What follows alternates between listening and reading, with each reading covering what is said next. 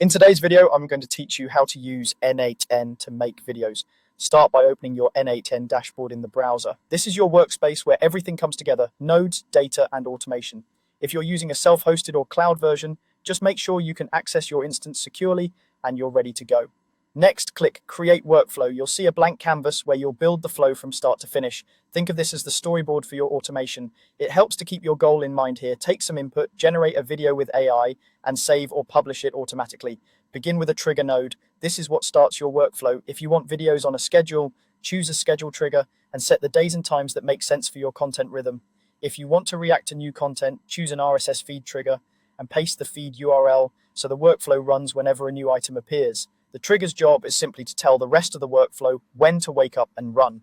Now, add an AI or video generation node. You can pick services like Pictory, Runway, or a provider that accepts prompts through an API. Configure the node with the inputs the service expects, such as a script or outline, image references, captions, or style preferences. If the tool requires authentication, connect your account securely through N8N's credentials system. Keep your prompts and settings specific. Clarity helps the AI generate consistent visuals, pacing, and voiceover alignment. Connect a function node to format text, audio, or scenes for the video.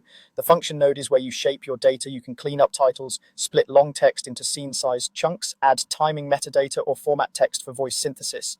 This step bridges raw input from the trigger and the precise structure your video service wants. Small formatting decisions here, like consistent scene length or standardized captions, go a long way toward making the final video look polished. Finally, add a storage or upload node to save the video.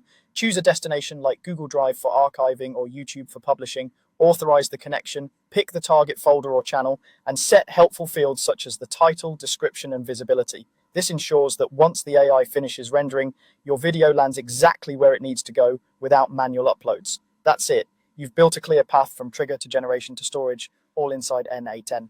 With this structure, you can refine prompts, formatting, and destinations as your video workflow grows.